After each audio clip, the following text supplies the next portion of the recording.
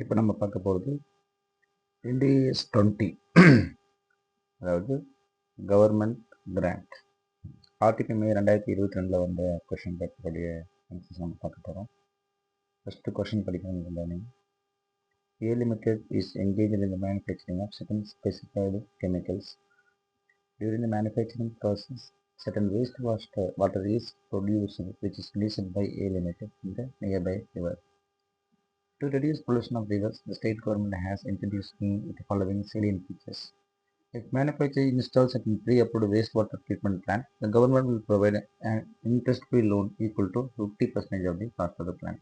ஒருவேளை இந்த ரிவரில் வந்து நீங்கள் இந்த கெமிக்கல் வேஸ்ட் கெமிக்கலில் விடுறீங்க, அதனால் பொல்யூஷன் ஆகுது. இந்த கவர்மெண்ட் என்ன செய்கிறாங்க, நீங்கள் இந்த மாதிரி வேஸ்ட் ட்ரீட்மெண்ட் பிளான்ட் யூஸ் பண்ணுங்கள். அந்த வேஸ்ட் ட்ரீட்மெண்ட் யூஸ் பண்ணிங்கன்னா நான் வந்து உங்களுக்கு interest free loan equal to 50% of the cost of the plant. அப்போ இந்த ப்ரீ அப்ரூவ்டு வேஸ்ட் வாட்டர் பிளான்ட்டை நீங்கள் இன்ஸ்டால் பண்ணிங்கன்னா உங்களுக்கு நான் என்ன சார் 50% காஸ்ட் ஆஃப் பிளான்ட்டில் என்ன செய்கிறேன் தரேன்னு சொல்கிறாங்க. அடுத்தது such loan will be repayable to the government in 5 years from the date of disbursal. such loan வந்து நீங்கள் ரீபே பண்ணி ஆகணும். எப்போ அப்படின்னா டிஸ்பர்ஸ்மெண்ட் டேட்லேருந்து ஆஃப்டர் 5 years. அதாவது such loan will be repayable to the government 5 years from the date of disbursal. The manufacturer avail the benefit of the scheme must treat the wastewater its factory using specific plant before releasing to the river.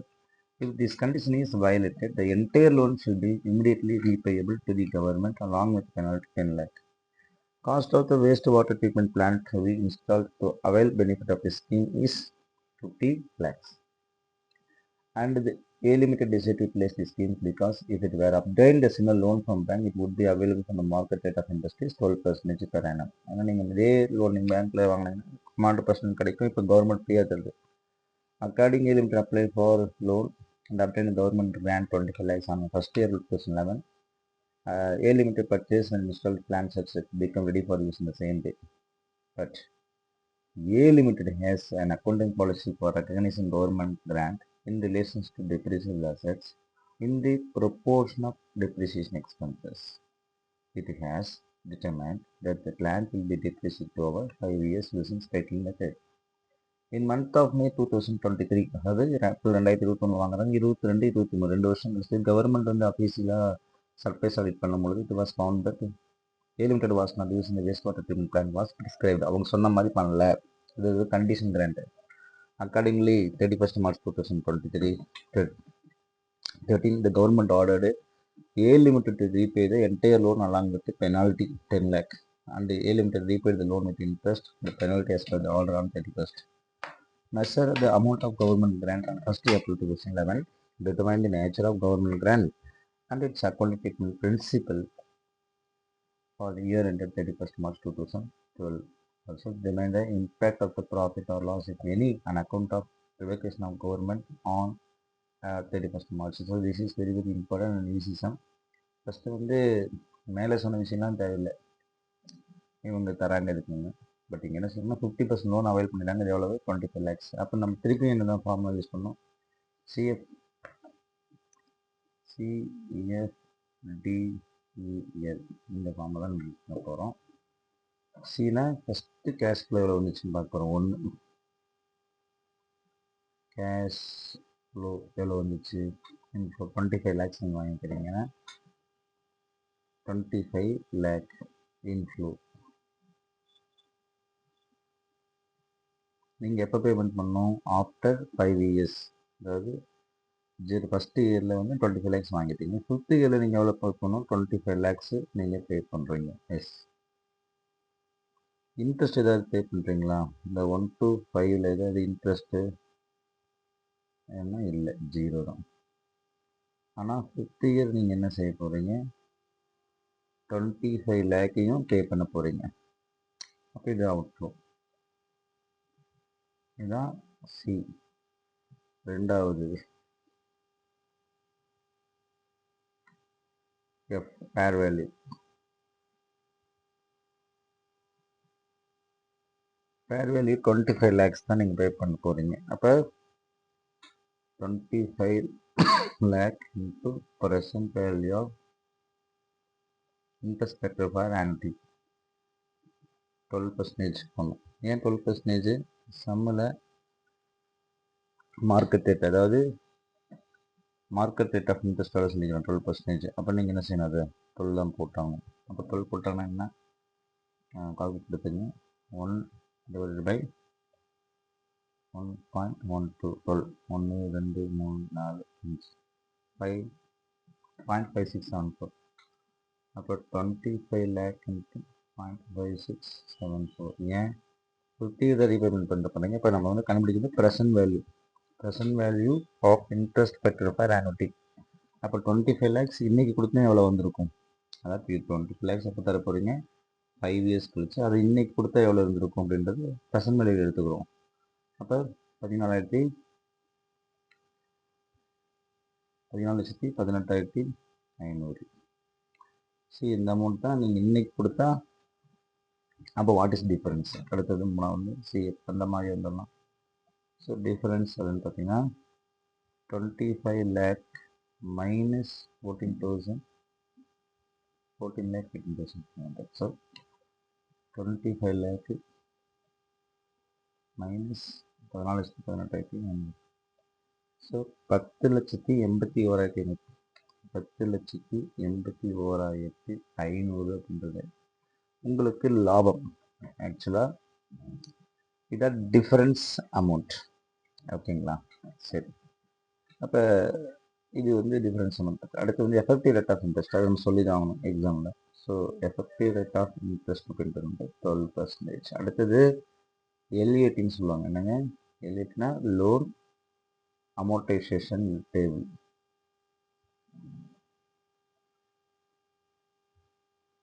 இது use பண்ணுவோம். Loan amortisation table எதுக்குன்னா, ஆக்சுவலாக வந்து இதுதான் difference. ஆனால் நீங்கள் 14,18,500 நீங்கள் என்ன செஞ்சுருக்கோம், இந்த டேபிள் நம்ம யூஸ் பண்ணுவோம். இப்போ ஃபஸ்ட் இயரில் 14,18,500 தான் இன்கம் ரெகனைஸ் பண்ணிப்பீங்க. அதுக்கு 12% இன்ட்ரெஸ்ட்டு, ரீபேமெண்ட் எதுவுமே கிடையாது. So what is closing balance? இது மாதிரி second year, third year, fourth year, fifth இயருக்கு நீங்கள் போங்க. ஸோ அதையும் நானே கொடுக்க காமிக்கிறேன். இன்ட்டு 12%. 1,70,220. 1,70,220 ரீபேமெண்ட் கிடையாது. அப்போ அதோட சேர்ந்துடும். ப்ளஸ்ஸு 14,18. ஸோ 15,88,000. 15,88,720. இங்கே வந்து 15,88,720 இன்ட்டு 12% வட்டி. ஸோ 1,90, 646. 636 ரீபேமெண்ட் கிடையாது. திருப்பி அது போட்டிங்க. ப்ளஸ்ஸு 15,88,720. ஸோ 17,79,366. 17,79,366. அப்போ 17,79,366 இன்ட்டு 12% இன்ட்டு 12%. அப்போ 2,13,523. So 2,13,523 plus 17,79,366. So 19,92. 19,92,889. Yes 889. 19,92,889 into 12% into 12%. ஒரு 2,39,146 இன்ட்டு ப்ளஸ் 19,92,889. 22,32 035. அப்போ 22,32 035 இன்ட்டு 4%. 2,67,844. ஸோ கிளியர் ஆகிடுச்சு உங்களுக்கு. அப்போ 2,22 ப்ளஸ்ஸு 2,67,840. சரி, 267,844 போட்டிங்கன்னா 25 lakhs வருமா? வந்துச்சு. 2232 035 plus 267 844 25 lakhs. அப்போ 25 lakh நீங்கள் என்ன செய்யணும்? ஏன்னா 50 இயர் தந்துடுறீங்க, ஸோ நெல் ஆயிடுச்சு. இதான் first year, second year, third year, fourth year. அப்போ நம்ம கணக்கில் வந்து இயர் எப்போ ஸ்டார்ட் ஆகுது, லோன் எப்போ வாங்குறீங்கன்னு பார்த்தீங்கன்னா அவர் எப்போ வாங்கிக்கிறாரு, கவர்மெண்ட் லோனு வந்து 1/4/2011 வாங்கிக்கிறாரு இல்லைங்களா? அப்போ 1/4/2011 வாங்கி அதுக்கு வட்டி கட்டுறாரு. பட் நம்ம சம்மில் என்ன கேட்டுக்கிறோம், எப்போ கேட்டுக்கிறோன்னா, make the government grant, determine the nature of government grant and its accounting treatment for the year ended 31st March 2012. Also determine the impact of profit or loss, if any, on account of revocation of government. March 2013, 2012க்கும் போகணும், 13க்கும் போகணும். அப்போ 2 years நம்ம போகிற மாதிரி இருக்கும். இப்போ 2011 ஒரு வருஷம் கழிச்சு தான் இது 2012 இருக்கும். 2013, 2014, 2015. சரி, இதை வந்து ஜேர்னல் என்ட்ரிஸ் நம்ம போட போகிறப்ப yes, what is journal entry? First 1/4/2011 1/4/2011 என்னாச்சு? இப்போ வந்து கேஷ் நம்ம வாங்குறோம் இல்லையா? யாருக்குன்னு வாங்குகிறோம்? கேஷ் ஆர் பேங்க்கு 25 lakhs தரதியாக டு சிஜி சென்ட்ரல் கவர்மெண்ட். எவ்வளோ தராங்க அப்படின்றது பார்க்கலாம். ஸோ ஃபினான்ஷியல் லைபிலிட்டிஸ் இருக்குது. நம்ம வந்து கவர்மெண்ட்டுக்கு பணம் தரணும்ல, 25 lakhs. அப்போ இது வந்து பெனிஃபிட்டு. நம்ம பெனிஃபிட் எவ்வளோ பார்த்தோம் அப்படின்னா 10,81,500 நமக்கு பெனிஃபிட். அப்போ 10,81,500 பெனிஃபிட். 10,81,500. ஃபினான்ஷியல் லைபிலிட்டிஸ் எவ்வளோன்னு பார்த்தீங்கன்னா 14,18,500. 14,18,500 இது ரெண்டுத்தையும் கூட்டி பார்த்துருங்க இருக்கும். 14,18,500 ப்ளஸ்ஸு 10,81,500. ஸோ 25 lakhs வந்துருக்கும். அப்போ இனிஷியல் ரெக்கக்னேஷன் அப்படிங்கும்பொழுது ஃபினான்ஷியல் லைபிலிட்டிஸ் சிஜி எப்படிங்க அப்படின்னா, பேலன்ஸ் ஷீட்டில் நம்ம லோன் வாங்கியாச்சு. இப்போ ஃபினான்ஷியல் லைபிலிட்டிஸ் இருக்குது 14,81,500. ஆனால் கேஷ் நமக்கு எவ்வளோ வந்து கொடுக்குள்ளார 25 lakh. ஸோ இந்த பேலன்ஸ் இந்த 10,81,500 பிஎன்எல் அக்கௌண்ட்டில் நீங்கள் என்ன செஞ்சுருப்பீங்க? 10,81,500 என்னாச்சு நமக்கு வருமானமாக வந்துடுச்சு. இந்த வருமானத்தை வந்து த்ரூ அவுட் 5 years நீங்கள் என்ன செஞ்சுக்கலாம், ஒரே வருஷத்தில் இமீடியட் ரெக்கக்னைஸ் பண்ணலாம். அப்படிப்பட்ட இமீடியட்டாக நீங்கள் என்ன செஞ்சுருப்பீங்க? சிஜி அக்கௌண்ட் பெனிஃபிட் வந்துச்சு இல்லை, அதான் இருக்கும். ஏன்னா இமீடியட் ரெக்கக்னேஷன் தானே, ஏன்னா கண்டிஷன் இருக்குது. அப்போ கண்டிஷனாக 5 years நீங்கள் அட்லீஸ்ட் பண்ணணும் அப்படின்னா இந்த இதை வந்து 5 yearsக்கு நீங்கள் வந்துட்டு ஒவ்வொரு வருஷத்துக்கு நீங்கள் என்ன செஞ்சணும், பிஎன்எல் அக்கௌண்ட் ட்ரான்ஸ்ஃபர் பண்ணணும். That is correct. சரி, அது நம்ம வந்து செய்யலாம். 10,81,500 5 years அப்படின்னா 10,81,500 வகுத்தல் 5 years. அப்போ 2,16,300. அப்போ அடுத்த என்ட்ரி, அதாவது இந்த பெனிஃபிட் என்ட்ரி வந்து நம்ம ட்ரான்ஸ்ஃபர் பண்ணணும் அப்படின்னா 31/12/2012 2 என்ட்ரி நம்ம போட வேண்டியது. ஃபஸ்ட்டு இன்ட்ரெஸ்ட் ரெக்கக்னைஸ் பண்ணணும். ஏன்னா இவருக்கு வந்து 14,81,500 இங்கே இருக்குது, நல்லா நினைக்கிறேன். ஸோ ஃபினான்ஷியல் லைபிலிட்டி வந்து 14,81,500. அப்போ நான் 14,81,500 நான் வட்டி கட்டணும் இல்லையா? வட்டி தான் நம்ம கண்டுபிடிச்சோம். ஃபஸ்ட் இயருக்கு எவ்வளவு, செகண்ட் இயருக்கு எவ்வளவு. ஃபஸ்ட் இயருக்கு that is interest account to யாருக்கு தரணும்? Financial liabilities. எவ்வளோ தரணும்? ஃபஸ்ட் இயர் வட்டி 1,70,220. அப்போ 1,70,220 1,70,220 எப்படிங்க சார்னா, ஃபஸ்ட் இயரோடைய இன்ட்ரெஸ்ட் நம்ம இவருக்கு பே பண்ணணும். அந்த வருஷத்துலேயே நீங்கள் இந்த 10,81,500 அப்போ 10,81,500 10,81,500 பெனிஃபிட் ஃபார் 5 இயர்ஸ் போட்டால் என்ன வரும்?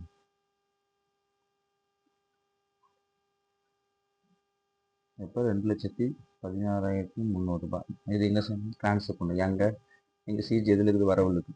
அப்போ சிஜினா இங்கத்தில் DCG deferred government grant account debtor 2 என்ன வந்துடும்? P&L அக்கௌண்ட் தான் ட்ரான்ஸ்ஃபர் பண்ணணும். How much? 2,16,300. ரொம்ப ரொம்ப இம்பார்ட்டன்ட் நான் சொன்னேன். இது வந்து 31/12/2012.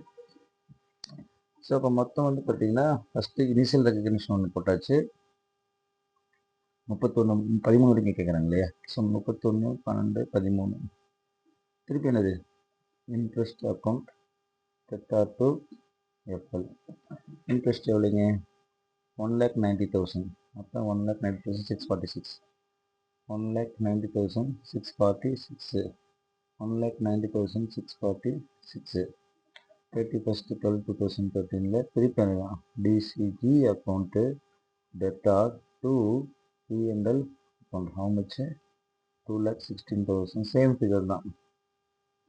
ஏன் வந்து 2013 வரைக்கும் போடுறான்? அவன் அது வரைக்கும் தான் கேட்டிருக்கான்.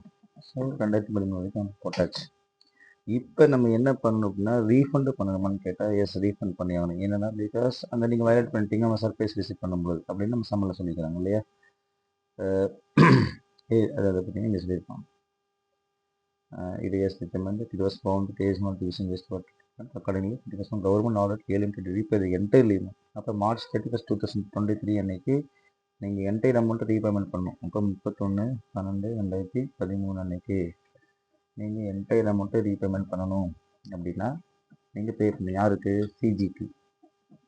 அப்போ for refund 10 lakh penalty and 25 lakh loan. சரி, இப்போ உங்களுடைய ஃபினான்ஷியல் லைபிலிட்டிஸ் எவ்வளவு? அப்போ நீங்கள் பே பண்ணுறது உறுதியாச்சு இல்லையா? இப்போ 2 என்ட்ரி தெரிஞ்சு 2 கேஷ் வெளியே போயிடுச்சு. How much? 25 lakh இல்லைங்களா? ஸோ 35 lakh என்ன சொல்லி தருங்க. ஃபஸ்ட்டு வந்து நீங்கள் வந்து 25 lakhs நீங்கள் கட்டுறீங்க. அப்போ எது ஃபஸ்ட்டு கழிக்கணும்? ஃபினான்ஷியல் லைபிலிட்டி கழிக்கணும்.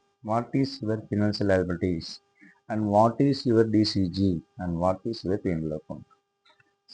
டிசிஜி ஆல்ரெடி நீங்கள் எடுத்து வச்சதை நம்ம என்ன செய்ய போகிறோம்? நம்ம தந்துருப்போம். What you have taken already அப்படின்னு நல்லா பார்க்கணும். பெனிஃபிட் உங்களுக்கு இருந்துச்சு இல்லையா? 10,81,500 பெனிஃபிட் நீங்கள் எடுத்து ஃபஸ்ட் எடுக்கணும். அது வந்து எவ்வளோ போயிடுச்சு? 216,300 அண்டு 216,300. இது ரெண்டும் போயிடுச்சு. நல்லா கவனிக்கணும்.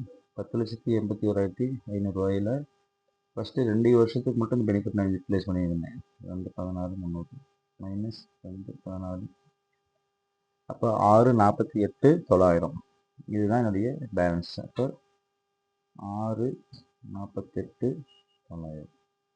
ஃபினான்ஷியல் லைபிலிட்டிஸ் எவ்வளோ இருந்துச்சு அப்படின்னு பார்த்தீங்கன்னா இங்கே பார்க்கணும். ஃபினான்ஷியல் லைபிலிட்டிஸோட க்ளோசிங் பேலன்ஸ் எவ்வளோன்னு பார்த்தீங்கன்னா 31/12 நான் சொன்னேன் 13 அன்னைக்கு எவ்வளோ? 12 அன்னைக்கு எவ்வளோ க்ளோசிங்? அப்போ 17,79,366 இருந்திருக்கும். 17,79,366. 17,79,366 இதான் என்னோடய லைபிலிட்டி அன்னைக்கு இருந்திருக்கு. அதாவது 31/12 அன்னைக்கு என்னுடைய லைபிலிட்டிஸு இவ்வளோ இருந்திருக்கு. ஏன் அப்படின்னா அதையும் உங்களுக்கு எக்ஸ்பிளைன் பண்ணுறேன். பேலன்ஸ் ஷீட்டில் 14,81,500 இருக்கும். அதுக்கு ஒரு வட்டி இன்க்ரீஸ் ஆகும். ஃபஸ்ட்டு வருஷத்துக்கு ஒரு வட்டி பார்த்தீங்கன்னா 14,81,500 ஃபஸ்ட்டு 14,81,500 ஃபஸ்ட்டு வருஷத்துக்கு வட்டி எவ்வளவு? 1,70 220 ப்ளஸ் ரெண்டாவது வருஷத்துக்கு 1,90 646.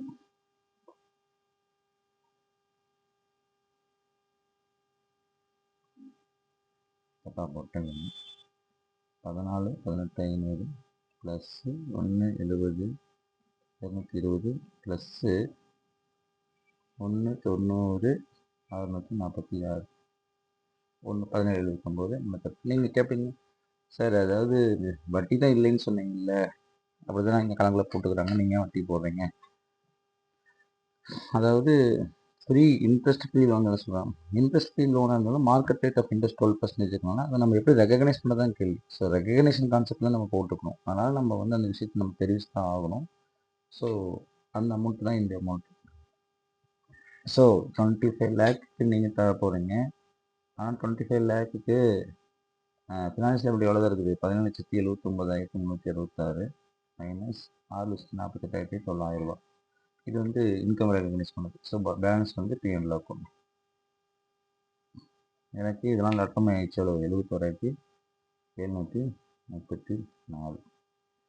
So this is last form. Because இது எடுத்ததுனால எனக்கு பெனிஃபிட்னு பார்த்தா நான் இந்த தப்பு செஞ்சதுனால திருப்பி பண்ண தரனால எனக்கு என்ன ஆயிடுச்சு? இது மைனஸ் ஆயிடுச்சு. இந்த சேம் டைம் இன்னொன்று இருக்குது, நீங்கள் பே பண்ணணும், பெனால்ட்டி பே பண்ணணும் இல்லையா? அப்போ 2 கேஷ் அதனால தெரிஞ்சு போச்சு 10 லேக். இப்போ பிஎன்எல் பண்ண வேறு வழி இல்லை, எனக்கு செலவு பிஎன்எல் அக்கௌண்ட்டு 10 லேக். எனக்கு செலவு பட் வைக்கணும். ஸோ திஸ் இஸ் கால்டு இந்த சம் இவ்வளோ தான் இந்த கான்செப்ட்டு. பட் இது வந்து உங்கள் புக்கில் கொடுத்துருக்குறாங்க இந்த இடத்துல. எஸ், அவங்களும் இந்த சேம் ஆன்சர்ஸ் தான் கொடுத்துருக்குறான். நீங்கள் வேணால் செக் பண்ணிக்கலாம். ஐ திங்க் இது என்ன 13 தானே?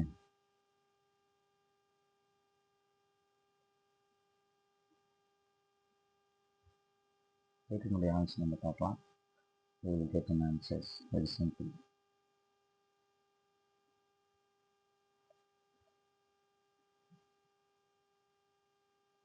Yes.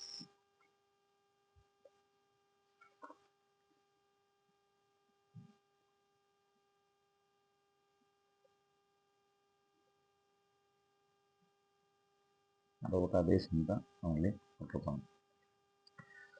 எஸ், நம்ம ஃபினான்ஸ் லைபிலிட்டி போட்டிருப்போம், அவர் லோன் போடுறோம், வேறு ஒன்றுமே கிடையாது. ஸோ இந்த கான்செப்ட் ரொம்ப ஈஸி.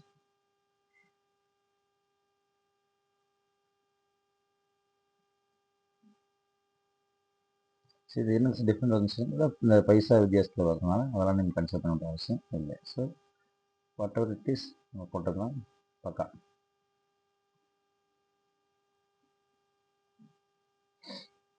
இந்த எஃபர்ட் எடுக்கிறேன்ட்டு 2,16,500. சரி சார், இது என்ன சார் டெப்ரிஷியேஷன் நீங்கள் போட்டுக்கிறீங்க அப்படின்னு கேட்குறீங்க. சார் டெஃபர்ட் இன்கம் அக்கௌண்ட் எடுத்து லோன் அக்கௌண்ட் எடுத்து நம்ம போட்டெல்லாம் கரெக்ட்.